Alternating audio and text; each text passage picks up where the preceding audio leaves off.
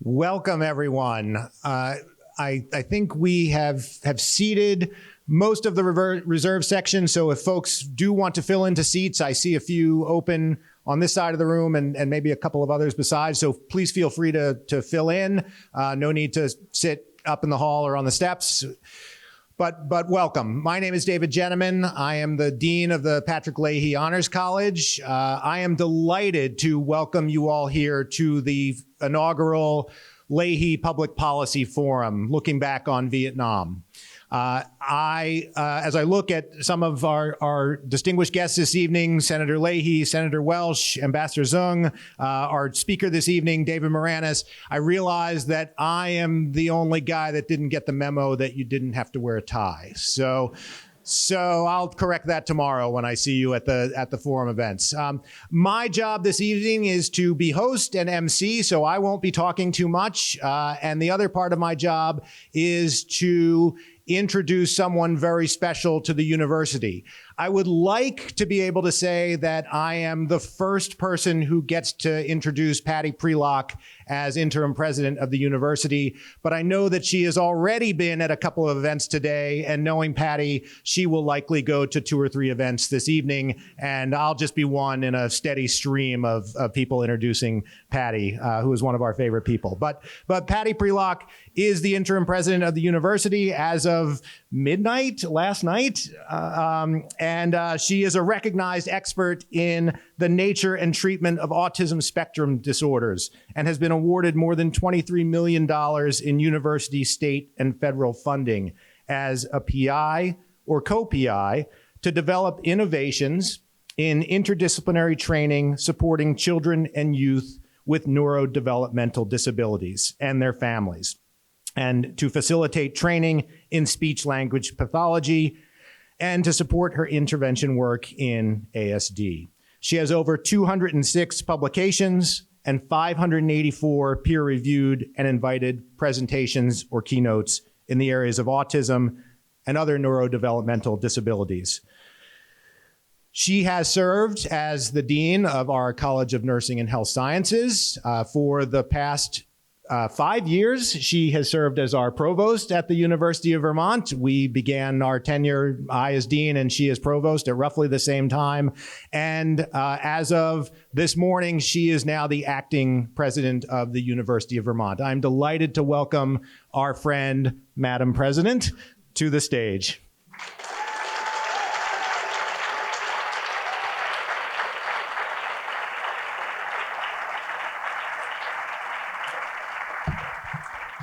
Thank you so much, David. I should have told him, cut it after, here's Patty. It is so wonderful to be here, and Senator Welch, Ambassador Zung, Mr. Maraniss, our distinguished guests, and especially our dear Patrick and Marcel Leahy, who have been friends and colleagues and people that I adore. And by the way, Marcel's a nurse, so I have a special feeling in my heart for her. This is really a special evening tonight, truly a special education as we pay tribute to the work that Senator Leahy has done. He's had one of the most impactful and distinguished public policy careers in the history of Vermont and in our country. And as today's program shows, one of the most impactful people in the 20th century global affairs. So thank you, Patrick.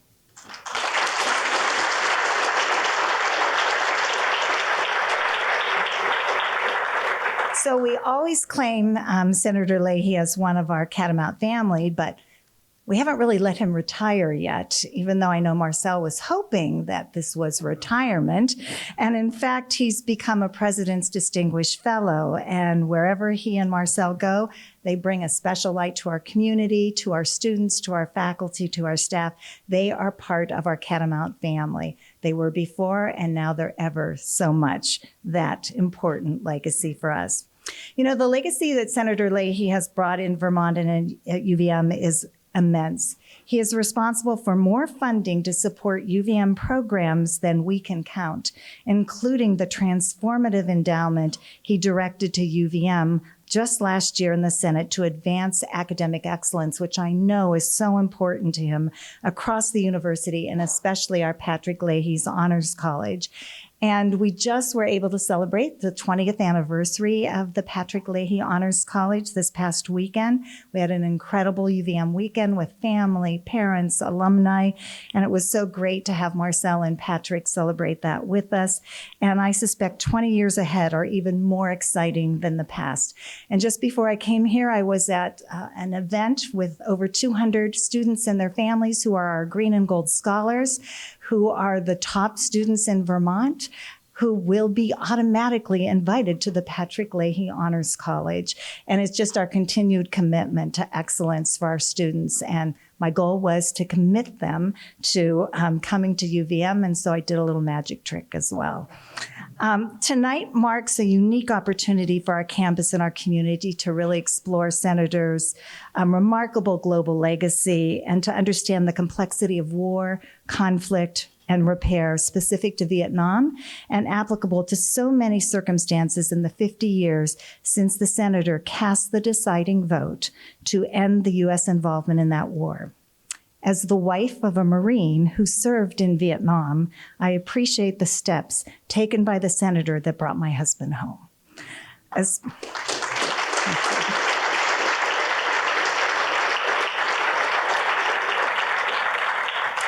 Especially knowing the complexities of that time, and he would be here, but he has the flu. And he was not happy about not being able to share this time, so I told him I would take good notes. Today's lecture and tomorrow's panels are a critical opportunity for understanding and so closely aligned with our university mission. We are pleased to host this public policy forum and grateful to David, thank you, and to all of our panelists for sharing their experience and their wisdom with us over the next 2 days. Thank you. And thanks to all in attendance. This is so exciting to see so many students and community members, faculty, staff, alumni. I really appreciate it.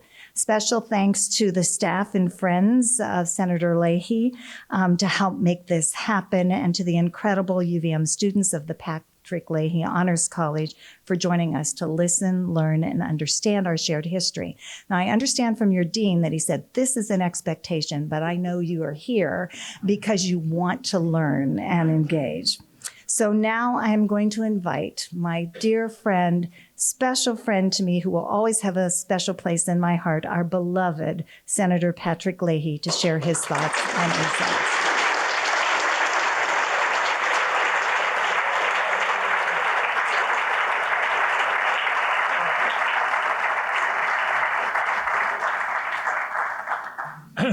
Thank you very much, Madam President, and I enjoy calling you that.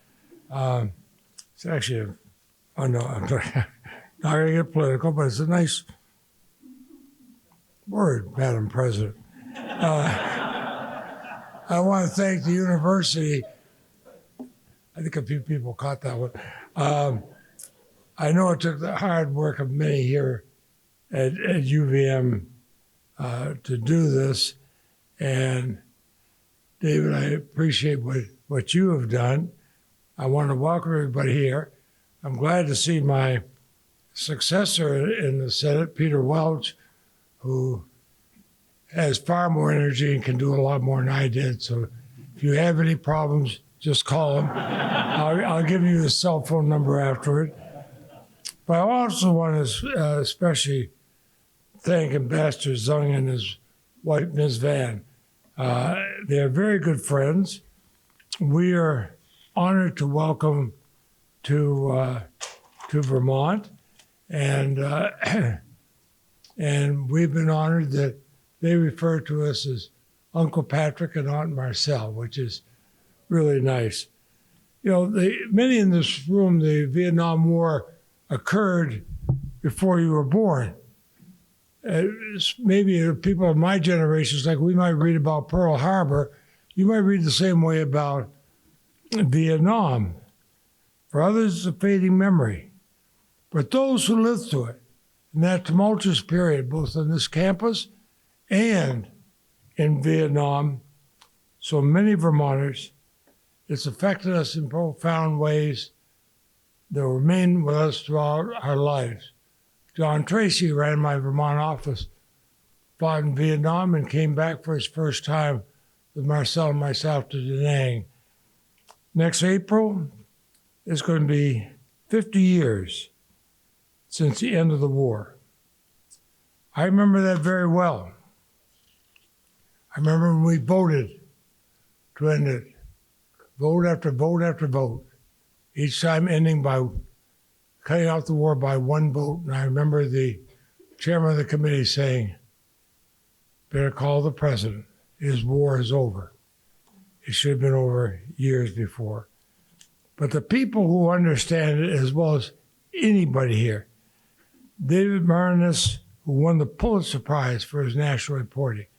I've heard him speak several times. We've talked about this. Marcel and I have read his book. There's been so many other books he's written. I did get a kick out of reading your first in the class, the best-selling biography of Bill Clinton. Luke Albee tells me that Bill loved to read some parts of it to his staff, and other parts he didn't like, he wouldn't read. Is that correct? But he wrote one of the finest books about Vietnam. This is the one that everybody, no matter what your position on it, you can read and understand. They marched into sunlight, War and Peace, Vietnam and America, October 1967. It's what happened on the campus of the University of Wisconsin, where David was a freshman at the time. I am glad he's here. And I'd add tomorrow David and Greg. Greg, where are you? Oh, right here. Was a leader of Students Against the War at Harvard University. He's a good friend of Marcel's and mine, and Luke Albee, Tim Reeser. He's going to speak. But David, thank you for coming to Vermont. We've tried to have the foliage be appropriate. Actually, President Prelock stopped the rain so you could walk around outside. And thank you for coming. Please join us all.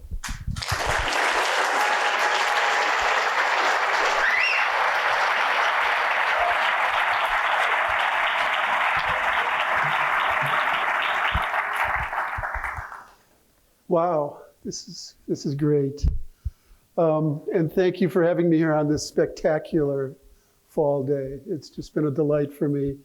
Thank you, Senator Leahy, President Prelock, Ambassador Zung, and Madam Vaughn, and all the guests and participants in this forum, and especially to the students. I had the opportunity today to speak to students twice, and it's a terrific school with great students, and I feel better about the future every time I'm on a college campus. And I really feel honored to be part of this, and I'm grateful to Senator Leahy and his incredible staff, led by Tim Reeser, for all the important work that they've done in dealing with the after effects of this difficult and misbegotten war. I'm a reporter and author. I'm not a politician or a soldier or an activist. My connection to Vietnam comes through my work. From the years I spent researching and writing, they marched into sunlight. I've now written 13 books, and I'm working on the 14th, but no other book has had the psychological effect on me that this one did, and of more importance, helped change the lives of the soldiers that I wrote about, who were longing for the truth. When I found it, they made me an honorary member of the Black Lions Battalion of the 1st Infantry Division. Many of the figures in this book have died in the 2 decades since it came out. They survived the worst that man could do to man, but they couldn't survive the effects of the Agent Orange and the over-adrenalized year they spent in combat. Many of them died too young of bladder cancer and other cancers whose causes likely go back to their time in country. But the larger issues that are addressed in the book are still and always here. The issues of war and peace. What is a just war? What's an unjust war? To what ends? What are the rationales for starting a war? And how do you end war? What does it mean to be an American? What's the role of dissent and consent in American life? And even in times as divided as those and as divided as they are now, also the question of the commonality of the human experience. There have been 2 documentaries made from the stories of They Marched into the Sunlight. No feature film yet. My line about that is all of my books are in various stages of not being made into movies. But the book did inspire a modern dance, a beautiful, evocative expression. And one of the documentaries made from the book examines how that was done, how a book was turned into a dance. Maybe the most interesting of all the languages that my books have been translated into. All right. And I'll show 2 short segments from that documentary tonight. My interest in Vietnam was generational. I'm a baby boomer, born in the years after World War II. Vietnam became a central part of our lives when we reached young adulthood. It dominated the daily discussions. Will I go? Will I serve? Will I resist? Will I go to prison? Is it a just war? A war worth risking your life for? Before the era of the volunteer army, there were still vast inequities in who served and who did not, and differences in the options young men had. But it was still something that every one of us had to deal with in some fashion, as did our parents, our siblings, our wives and girlfriends. All social movements are some mix of idealism and self-interest.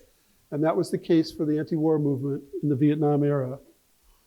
When researching and writing 2 of my earlier books, the biographies of Bill Clinton and Vince Lombardi, and you can't imagine 2 more unalike figures, I realized that when I came to the 1960s, in each of those books, I slowed down and became more obsessed because it resonated in my life. So I decided I should just write a book about Vietnam. I knew there was great literature about the war in Vietnam, from A Bright Shining Lie to The Best and the Brightest to The Things They Carried. Not such great literature about the anti-war. And I hadn't seen a book that tried to put these 2 worlds together into one narrative. 2 very different worlds that were nonetheless really about the same thing. And between those 2 worlds, I wanted to explore what was going on in Washington with Lyndon Johnson and his war cabinet, trying to deal with both of those very different worlds and flailing at both. I started with something from my own experience. I was a freshman at the University of Wisconsin in the fall of 1967 when there was a protest that October against Dow Chemical Company, makers of napalm and Agent Orange. I watched as students filed into the Commerce Building for what they thought would be an act of civil disobedience, a civil rights style sit-down strike in the hallways to try to prevent the Dow recruiters from entering the building. I watched as a platoon of Madison police officers, who proudly called themselves later the Dirty 30, came onto the campus, huddled across the street from the Commerce Building below the Carillon Tower, and then marched into the building wielding their billy clubs, glass breaking, heads bashing, screams, students with bloodied heads and bruised backs. It was the first anti-war demonstration on a college campus that turned into a violent confrontation, a sort of police riot. And I chose that time as I wanted to frame the book around. The fall of 1967 was right after the Summer of Love and the rise of the counterculture, and before the Tet Offensive. The world was spinning faster, changing week by week. Everything seemed up in the air, unsettled and unresolved. No one knew what would happen next, with the war or with their lives. So I started with that, the Dow protest. Then I went to the library at the Washington Post, where I've worked for 47 years, and asked a simple question. What was going on in Vietnam around that time, the 17th and 18th of October, 1967? I got out the microfilm in the Post library and rolled through it and found a battle, an unnamed battle, in which 60 US soldiers were killed and a similar number wounded out of a unit of about 140 men. 2 small companies and a command group. The battle was in the Long Wind Secret Zone near the Ontan Stream, 44 miles northwest of Saigon, toward the Cambodian border. The troops were from the 1st Infantry Division, the Big Red One. They were the Black Lions, the 2nd of the 28th Regiment, working out of a base in Lai Khe. Think about it, 60 men killed, and yet, unlike the wars later in Iraq and Afghanistan, this number barely registered a tremor, barely caused a ripple. It prompted a story of a few paragraphs in the New York Times and Washington Post, and one mention on the CBS Evening News, and only warranted that much coverage because of the illustrious backgrounds of 2 of the men killed in the battle, Donald Hollader and Terry De La Mesa Allen Jr. Hollader was a major then. He'd been an All-American football player at West Point in the early 1950s. He starred as an end on the Army teams, but was such a fearless leader that the coach, Red Blake, moved him to quarterback his senior year because of his charismatic leadership skills. Even though he couldn't throw a lick, his passes went end over end. But he ran like a wild Mustang, his knees churning so high that it was tough to tackle. And this is how he died that October morning in Vietnam. He was in a helicopter flying over the jungle battlefield when he heard the despair of what was happening below, directed the chopper to land, and went charging in to help, and was felled by a single bullet as he was running down a ravine. Something else about Hollader that showed me I was fated to do this story, perhaps. When he was at West Point, one of the coaches under Red Blake was Vince Lombardi. And among the boxes of archival material that I collected when researching the Lombardi biography was a prayer card that Lombardi kept of Donald Hollader after his death. At the time, I knew nothing about Hollader. I didn't know that he'd been killed in Vietnam or that I would write about it someday. Then there was Lieutenant Colonel Terry Allen Jr., also killed in the battle. He was the battalion commander, the son of terrible Terry Allen, the famed World War II general who led American troops in North Africa and Sicily and France. By 1967, the old man was retired and living in El Paso. He had the onset of dementia and was living through his namesake son, a West Point graduate who seemed destined to rise to become a general himself. But all wasn't well in the young life of Terry Allen. His wife back in El Paso, a former Sun Queen, had turned against the war and didn't want to be an officer's wife anymore, and had written Allen increasingly disillusioned letters that amounted to what were called Dear John letters. He was distraught enough that he went home earlier that fall to Texas on emergency leave. He had 3 young daughters. The oldest, Consuelo, was barely 6. And she remembered for me a scene that was etched forever in her mind. Her father came by the house one day before he left, and she hid from him under a table, thinking that if he couldn't find her, he wouldn't leave and he wouldn't be killed in Vietnam. That fall of 1967 was a pivotal time in Washington and Vietnam. William Westmoreland, the commander of troops in Vietnam, was pushing for more and more men. The buildup had gone from 50,000 in 1965 to over 500,000, and Westmoreland wanted even more. He said that with more soldiers, he could win the war through battles of attrition, like General Grant in the Civil War. Search and destroy, go out and find the enemy, fix it in place, and wipe it out.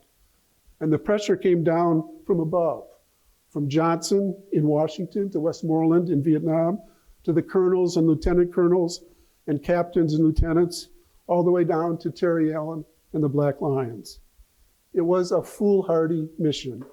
The Viet Cong and the North Vietnamese knew every inch of land. It was their land. They were fighting on their home turf. On college campuses back home, tension was also building, especially on campuses like Wisconsin. The largest organization there in the fall of 1965, believe it or not, I was amazed to find this, were still the Young Republicans. But that was changing fast. There had been teach-ins against the war and its effects at the university since 1965. And one leader of those teach-ins was a great sociology professor named William Sewell, who by 1967 was the chancellor. The Dow protest put Sewell to the test. It became a Shakespearean tragedy of a good man caught in a difficult situation who made the wrong choices, or at least not the smart choices.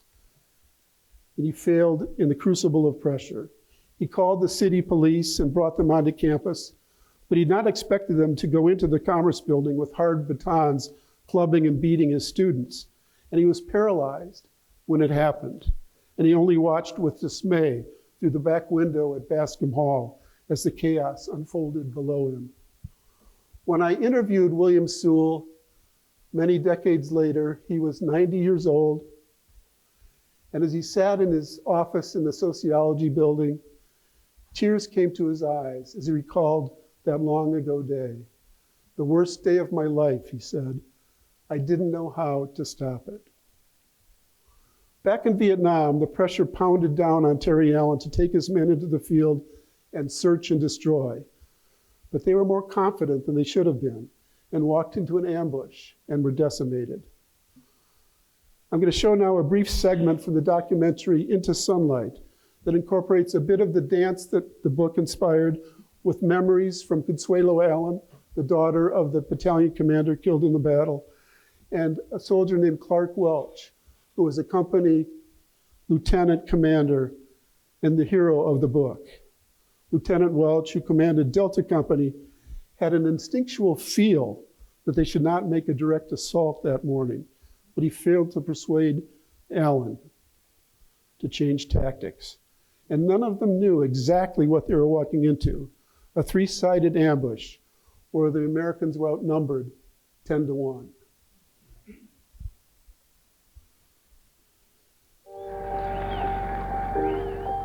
My dad, Terry Allen Jr., was the battalion commander for the Black Lions, 228. So when David started researching the book, that's the battle that he focused on. And my father was killed in combat, he and 60 other men. I can remember my grandmother saying that it was like Custer's last stand. Now, what we had done on the 16th was determined exactly where the enemy was. So I couldn't wait to get back to tell the colonel, face to face that, by God, sir, we got them now. We know where they are. And I said, sir, I was there today. I know what we're going to run into tomorrow. And I took you the map that was sitting on his little table. I said, sir, they're right here. They're right here. We shouldn't walk that way. And he said, I'm the battalion commander, and we all know what we're going to do tomorrow. And I said, yes, sir. What I didn't realize is that my father and Clark really didn't see eye to eye the night before the battle. But the failure in the Battle of Vung Tau is on the night of October 16th. Sitting just the two of us in that tent, I could not find the words. Perhaps it's because I hadn't gone to West Point and the colonel had. Perhaps it was because he's the colonel and I'm just a lieutenant. He's a battalion commander and I'm a company commander. But whatever it was, I couldn't, they don't teach it anywhere in the Army or anywhere in the world, I guess. But there was no doubt he was saying, that's what we're going to do. I wasn't angry so much as I was just sad that we've missed an opportunity to defeat the enemy, this outfit we've been looking for. But the other thing that made me so sad was we're going to lose some people on this one. I haven't lost anybody yet, and we're going to lose some people on this one. It was hot, it was humid, it would rain every afternoon, and more or less, and when the rain stops for another 2 or 3 or 4 hours, you get water coming down. So it's miserable, but it's just miserable. That's what you got. It was exactly 10 o'clock. And Jen, this tremendous burst of fire from my right and my front. I couldn't see where it was coming from. They were just bullets ripping overhead. But it was just absolute burst of fire, the noise, the trees getting knocked down. The fire kept going, I don't know for how long, a minute, 2 minutes, 3 minutes. Most of it was coming in. We couldn't see the enemy. So they were underneath us, running around, popping up, firing at us, popping up, firing at us. Just fire, fire, fire.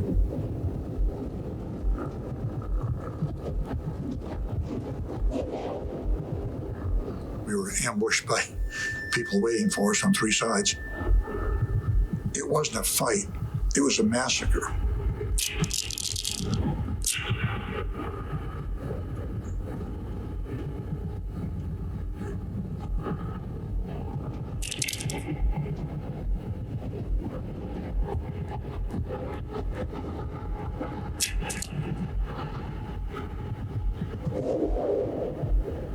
So all I knew was that there was a hell of a lot of enemy. I didn't expect 1,200 when I found out later on that it was 1,200 people shooting at us. I couldn't believe it.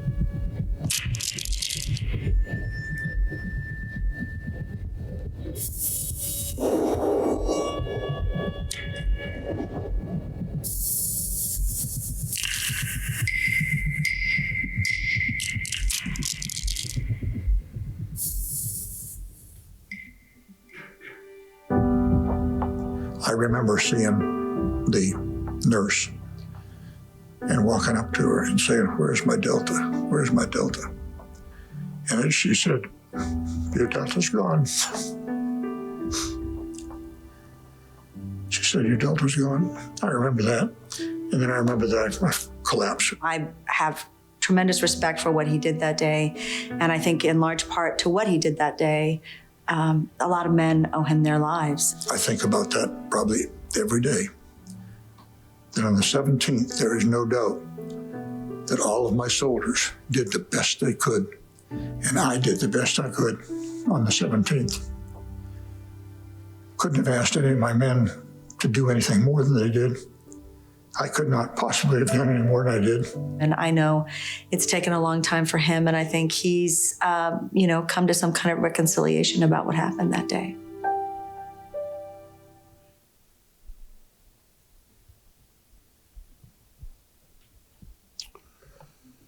As it happened, just as the Black Lions were marching into the sunlight and then into the forest, a stand of rubber trees, that fateful morning, LBJ was meeting with his war cabinet in the White House. There was a vast time difference between Vietnam and Washington, so that it was 9 and 10 o'clock in the morning in Vietnam and 9 the night before in Washington. And at one point in that meeting, LBJ turned to Robert McNamara, his Secretary of Defense, and asked, "How are we ever going to win this war?" Part of the tragedy is that both men already knew they could not win.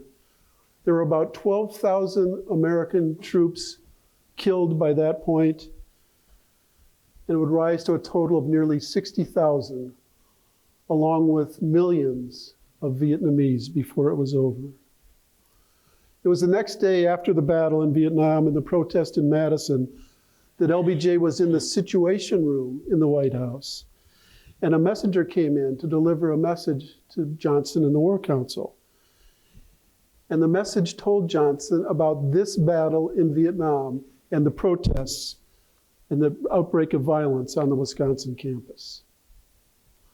Clark Welch had fought valiantly that day, saving many of his men, but he was haunted by the loss and the devastation for decades afterwards. It took me 2 years of work to get him to agree to talk to me about it. He was hiding up in the hills of Colorado, still afraid that some mother or sibling or daughter or son would hold him accountable for the death of their loved one, even though he was not responsible. When he finally agreed to talk to me, we met at a hotel in Denver. I didn't realize it, but as a former Green Beret, Clark had scouted me out for half an hour before I even knew he was there. And when he sat down, he said to me, "David, I'll agree to talk to you if you promise to be good to my boys. And I said, Colonel Welch, I can't make that promise. If I do and I find something difficult about that battle, if I don't write about it, I'm betraying the truth. And if I do write about it, after making that promise, I'd be betraying you. He got up from the table and said, no, that's not good enough. You have to be good to my boys. And I repeated what I had said. And I said as well, Colonel Welch, I will promise you that there'll be no games, that I will let you know everything I'm finding, and I will search for the truth and let you know exactly what it is. And he finally agreed to talk, and that made all the difference. We developed a very close relationship. He eventually gave me 60 of the letters that he'd written home to his wife, Lacey, during that year that he was in Vietnam. And then he understood what I was trying to do. And here are some of the things I found out that I told Clark Welch about later. The 1st Infantry Division commander, General Hay, was not in the battle. He had arrived hours later, and all he did was ream out the soldiers for losing. Yet he was given a Silver Star for that incident. It's sort of a form of stolen valor.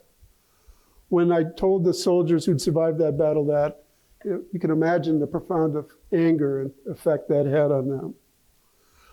I also found out that Westmoreland's men called the battle an American victory. They could not lose when they had this concept of winning through battles of attrition, search and destroy missions.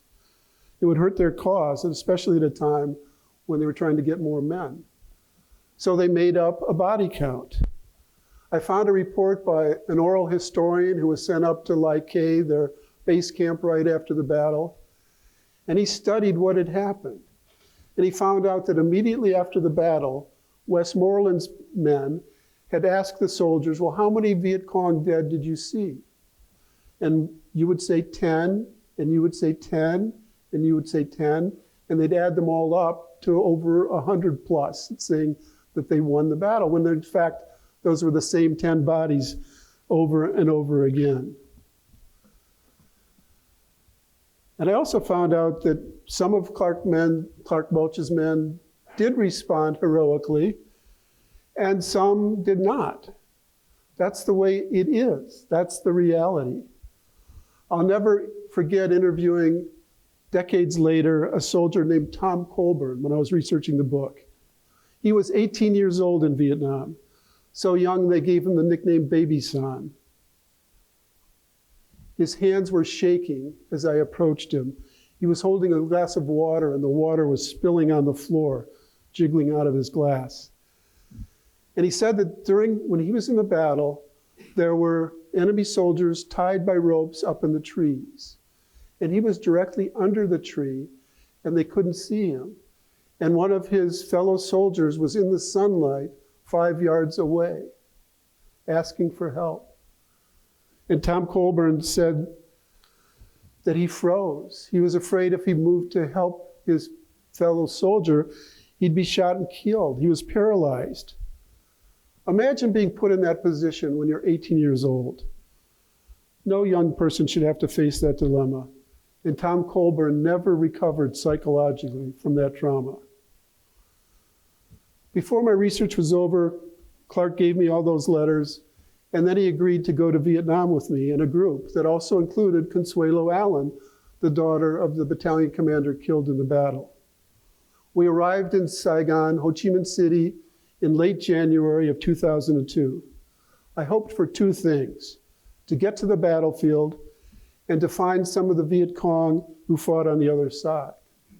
I knew that it was the 1st Viet Cong Regiment, and I had learned from several reports that the name of the regimental commander was Vo Minh Triet.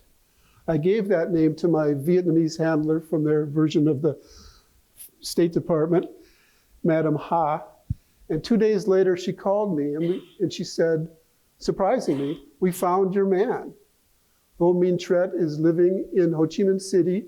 He's in charge of population control in Ward 13. So we met the next day.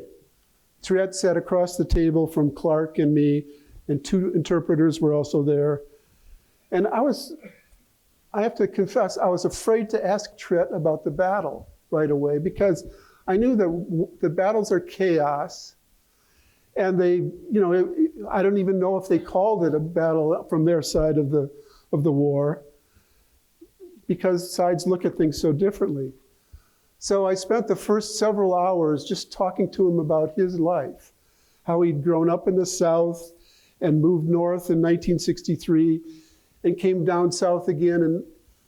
He moved north in 1953 and came down south again in 1963 along the Ho Chi Minh Trail to lead this Viet Cong regiment. And finally, after getting his life story, I pulled out a map that showed the Long Wind secret zone where this was happening. And he stood up and he was wearing a really finely starched white shirt and a bolo tie with the North Vietnamese insignia. There were no markings on the map. And he pointed directly where the battle happened and said, "We weren't supposed to be there. Let me tell you how it happened. We weren't supposed to be there," he said. "We were supposed to be closer to the Cambodian border with orders to take part in another planned battle. But we were starving. We had no food. We'd been eating stinkweed for 2 weeks until we found this base camp, Rear Service Group 83, that had food. It had rice. So we were restoring ourselves.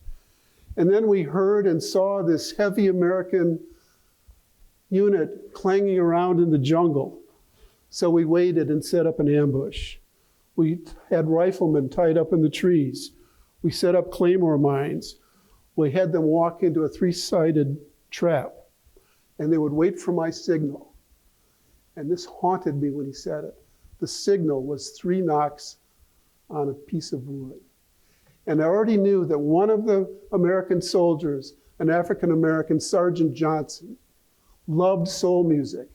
And he would walk into the jungle every day singing Eddie Floyd's Knock on Wood. And that was the signal for the Viet Cong. The next day after Tret told his story, we all piled into a van and drove from Ho Chi Minh City up to the battlefield. Clark and me and Vo Minh Tret and Consuelo and her friend Rob and my wife Linda and Connie Debley from C-SPAN, who was filming about how I researched and reported a book. And as we approached near the battlefield, we found this farmhouse occupied by a man named Nguyen Van Lum. And it turned out that Lum had been there since the battle, that he had been part of that rear service group and took part in the battle, providing Tret with the food that his men needed. And Tret recognized him after 30-some years. They embraced. And Tret, who was in charge of population control, chewed out Lum because he had 10 kids.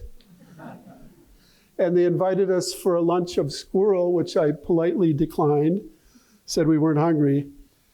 And then, while we were there, one of Lum's sons came in, missing his left arm. He'd lost it only a few years earlier, working in the manioc fields, when an American munition exploded. "You left this behind," Lum said to us matter-of-factly. The things we left behind. This is what Senator Leahy and his aide Tim Reeser worked so hard to deal with for so long. Not just the things they carried, as Tim O'Brien's brilliant books put it, but the things we left behind. During that same trip, my wife and I had flown to Hanoi and visited the Peace Village, a special school for young Vietnamese boys and girls, sons and daughters, grandsons and granddaughters of Vietnamese who were born with deformities as a result of the poisoning of their country by dioxins, by Agent Orange. They were beautiful children, the unwitting victims of the lasting remnants of a war. We left with a clay turtle, sea turtle that one of them had made and gave to my wife, and a beautiful watercolor painting done by a 13-year-old girl with misformed limbs. And it hangs today on my wall in Washington. The things we left behind. The base camp of the Black Lions in Leahy served a different purpose in the decades after the Americans left. When we visited Leahy, we were told it once housed hundreds of biracial Amerasians, the children of American soldiers who left them behind.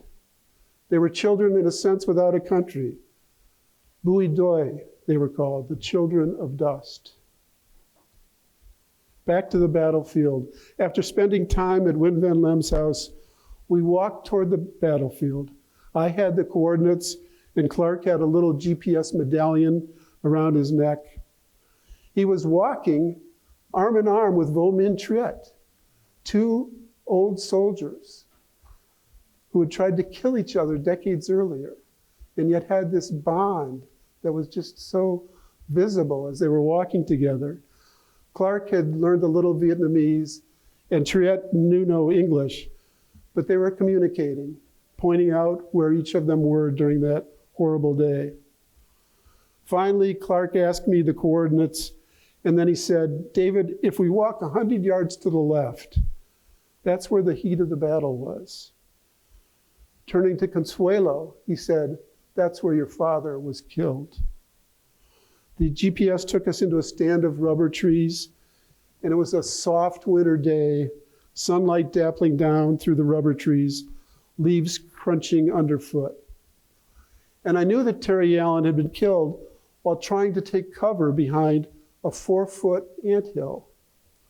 When we got to that spot, there was a 4-foot-high anthill. A different anthill, but the same anthill. Time compressed at that moment, history compressed. We were back to that awful day in that awful war. And as we stood there, Clark and Triet, who had fought against each other, Consuelo, who'd lost her father, and me and my wife, who'd been at Wisconsin and the anti-war movement, I was overwhelmed right then. It just washed over me. The commonality of the human experience. Part of that experience is a sense of loss and a shared sense of longing. And there's a scene in the dance conceived by New York choreographer Robin Becker that captures that in a way that words can't. Two dancers at a cemetery.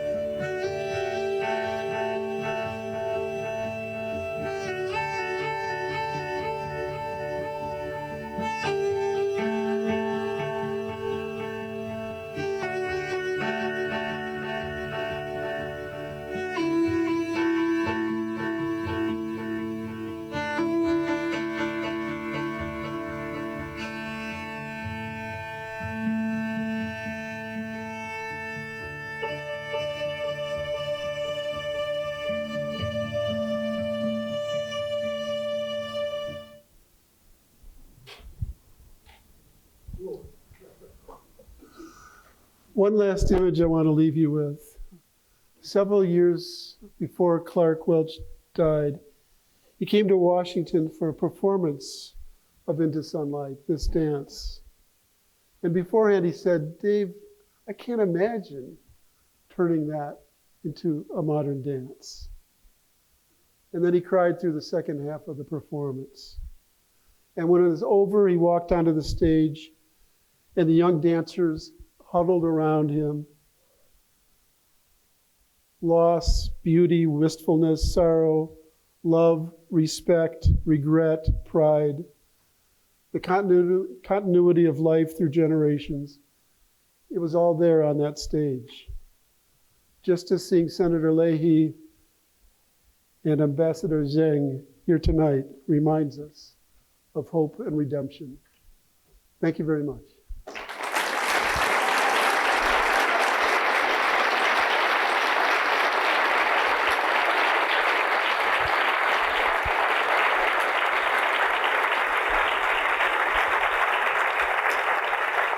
Thank you.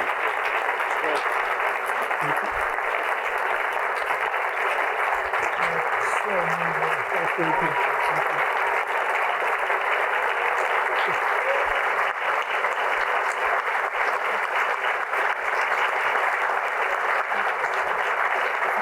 Thank you.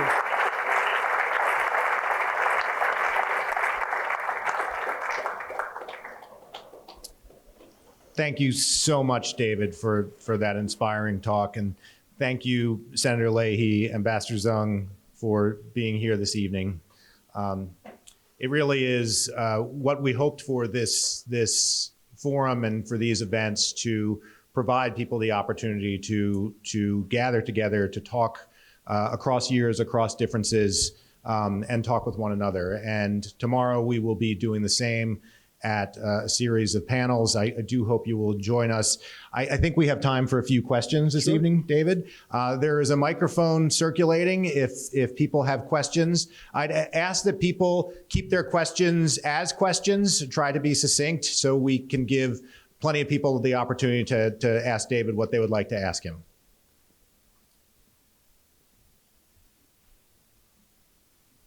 The 8-second rule. Yes.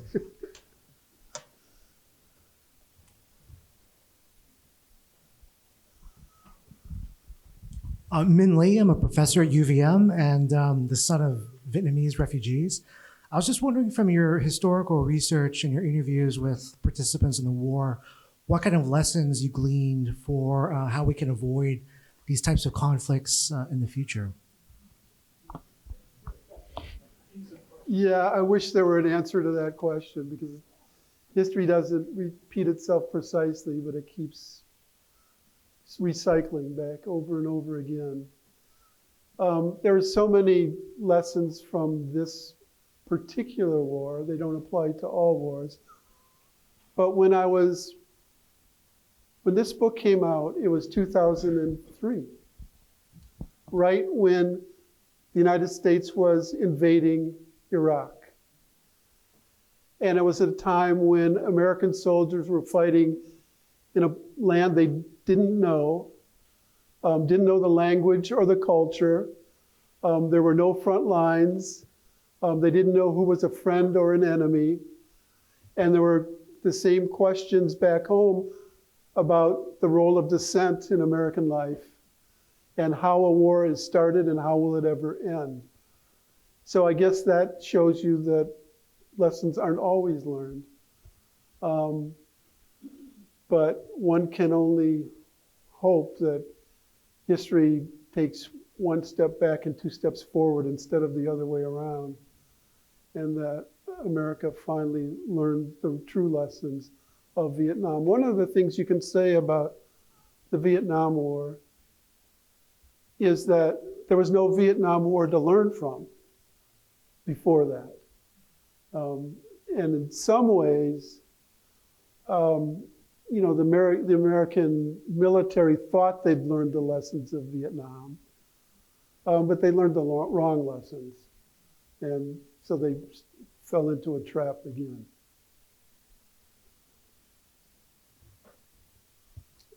Yes. side here. Wait, there's a microphone coming. My wife and I were students at Wisconsin at that very time. Oh, wow. And I was living in the faculty dorm right across from the UVM Green, or right across from the Wisconsin Green. And the night before the Dow demonstration, I remembered I heard this chanting, a whole bunch of students. It was a panty raid. Yes, So exactly. the next day, I heard chanting again, but it was the response to what happened at the Commerce Building, a different kind of chanting, and there were never any more panty raids all the years that we were at Wisconsin. That shows you how fast life was changing in that fall of 1967. You're absolutely right. Panty raids to protests. Here in the front.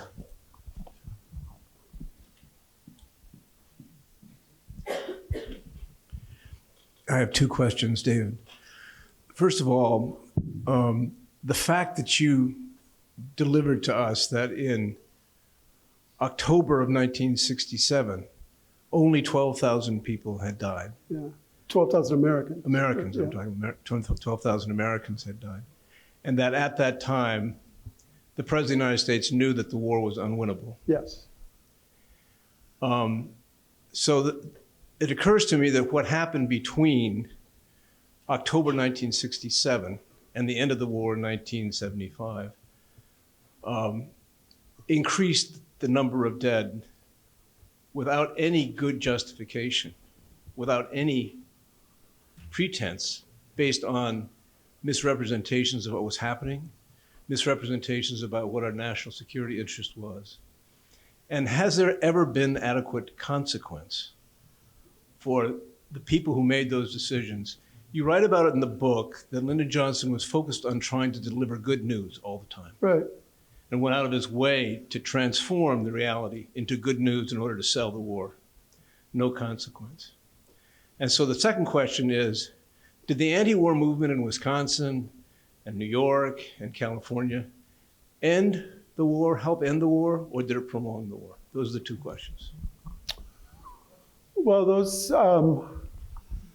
you could argue it either way, but it's apparent that, I mean, first of all, one consequence was that LBJ chose not to run again. And then, you know, Bobby Kennedy was killed. Who knows what would have happened if he hadn't been assassinated after Johnson went out. But then Richard Nixon was elected with a promise that he had a secret plan to end the war, which went on for all those more years. So perhaps, you know, there are always unintended consequences in history. Who knows if Johnson hadn't stepped down, maybe he was on the way to ending the war. Maybe if John F. Kennedy hadn't killed him, wouldn't have started in the first place. Those are counterfactual questions that I can't answer. But I would never say that the anti-war movement then was counterproductive. It was the right position.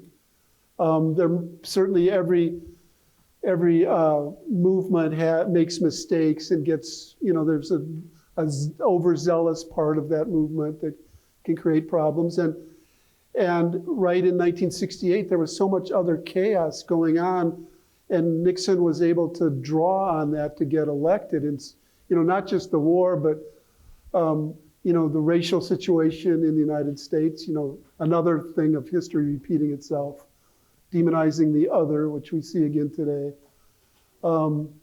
So I have no problems with the position of the anti-war movement, whether it really ended the war or other factors ended the war more, you know, including the end of the draft, the Vietnamization, quote unquote, which didn't really work and lasted for many years. But the U.S. was never going to win that war. And you're right, LBJ and McNamara knew it in 1967. And it kept going. I mean, that's the tragedy of it. I mean, that's one of the tragedies of it.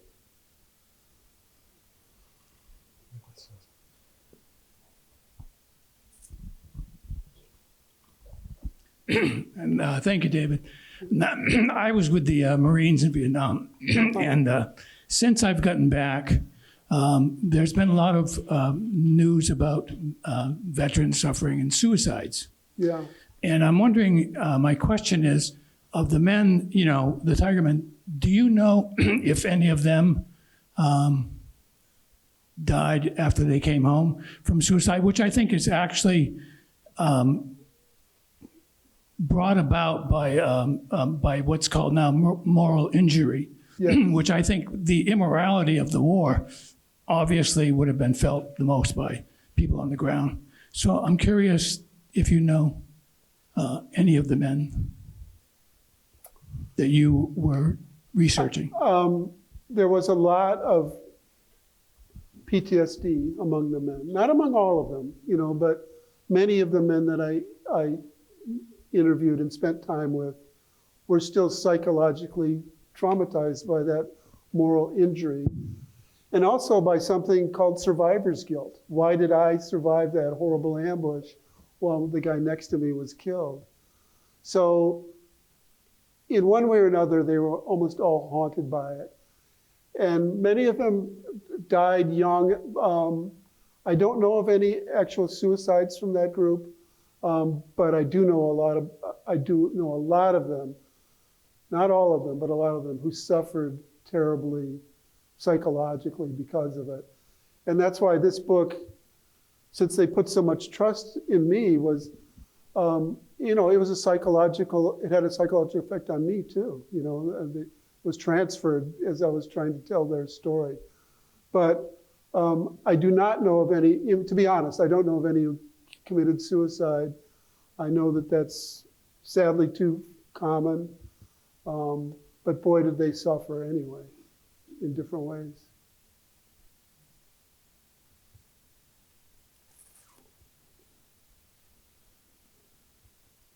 David, I'll ask one question and let people think if they have any more. It was a question actually that one of the students asked today when we met with them, and I thought it was very astute. And they said, "What are the commonalities you see between Wisconsin in 1967 and what we're seeing on campuses today?" That is such a difficult. I mean, the 67 part is easy to answer. What's happening today is much more complicated. The commonality among the students, the vast majority of the students who were protesting then and are today, is that they're motivated by idealism. One of the differences is that the students of today, most of them, some of them are from Gaza or the Middle East and have relatives who are affected by it, or are Jewish students who have relatives in Israel. But for the most part, America is one more step removed from that. There is no draft. Americans are not fighting there. And so that sort of narrows it to a certain extent, whereas in that era, as I said, everybody was thinking about it every day, whether they were going to go or not. And this is somewhat different in that respect. Another similarity is that you see the horror on television. Vietnam was really the first televised war. And after that, the American government tried to repress it during Iraq, and you didn't see it. It was sanitized. But you're seeing it in Gaza, the devastation there. And you saw the horrors of October 7th perpetrated by Hamas and Hezbollah. In that, the whole issue of anti-Semitism and genocide, there was some of that sort of talk in Vietnam, but and Vietnam really divided this nation in a way that it's still divided in many ways. But in the Vietnam era, the anti-war movement was really pretty sexist. And in some respects, the anti-Israeli movement has elements of anti-Semitism to it. Not the vast majority of people who oppose what's going on there are just infuriated by Netanyahu and what that government is doing, not by, not blaming it on Jewish people, and nor should they ever. But that's another way that things are somewhat similar and somewhat different. I teach at Vanderbilt University every other year for a semester. And I was there during the protests at Vanderbilt where several students sat in the chancellor's office. And my favorite student was expelled, because he had, when they went into the chancellor's office, there was a security guard who was pushed back a little bit. And my feeling was that it sort of reminded me not of William Sewell, but of the fact that in that era, a lot of administrators really didn't know how to handle it. And I think that happened to some extent this time too, where they weren't using really smart methods to deal with what was going on, and were sort of overreacting in some cases, out of political fear to some extent. And of course, political fear is what moved Johnson in many ways to keep going with the war. He didn't want the Democrats to be defined, as they so often were, as weak, right? And so, you see fear as a motivating factor all too often in political life. Perhaps one more question. Anyone has one? Any of the students have a question? Yeah, I saw a hand go up.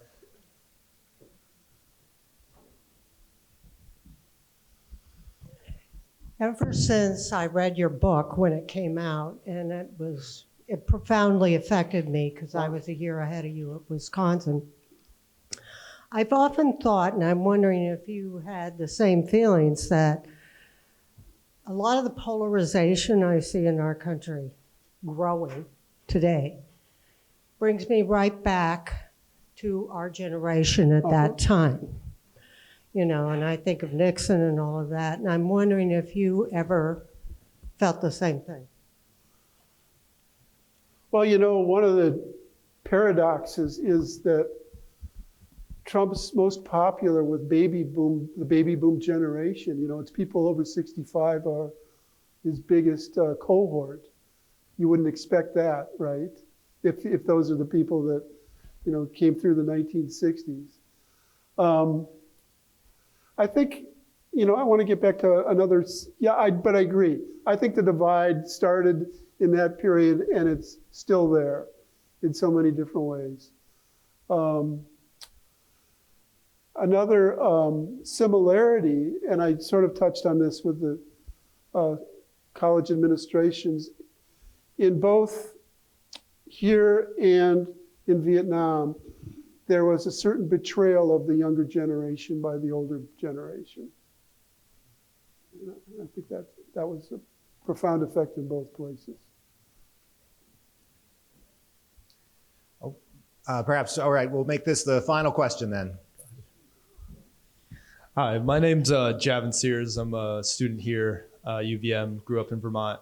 I just wanted to quickly ask, I ran in the summer, I was in southern Vermont, and at a gas station, I ran into this guy who was just walking out of the gas station. I was just being polite, and I was introducing myself, and he actually gave me, he told me he was a Vietnam veteran.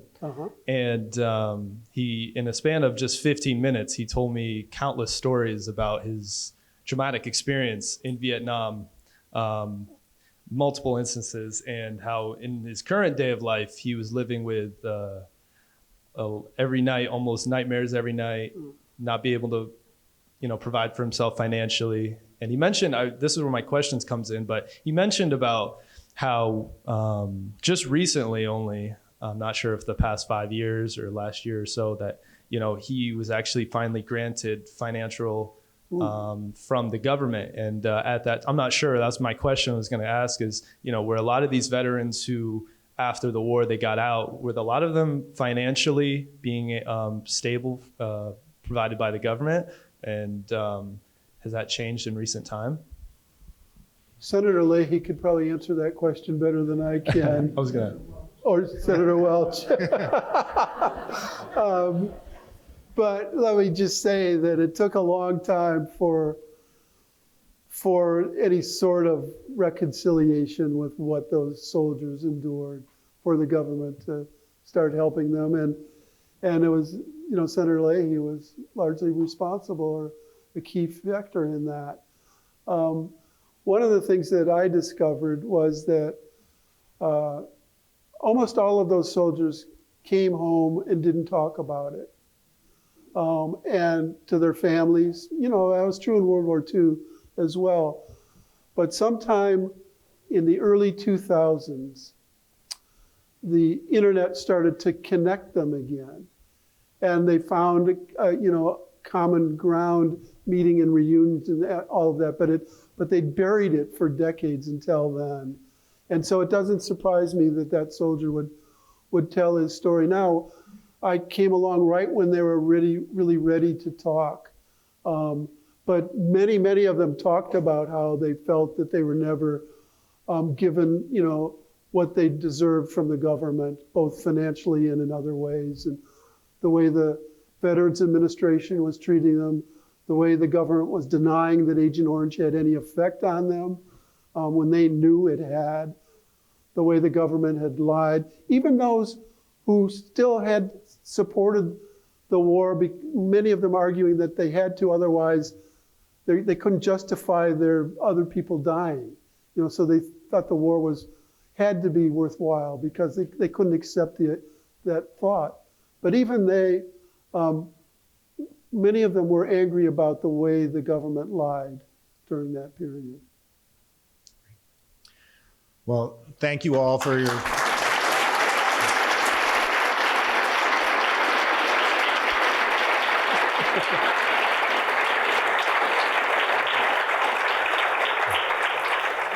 David, thank you very much once again for your inspiring talk. Thank you all for your wonderful questions. I do hope we will see you all tomorrow at the panels beginning at 9 a.m. But thank you for your attendance and have a wonderful evening.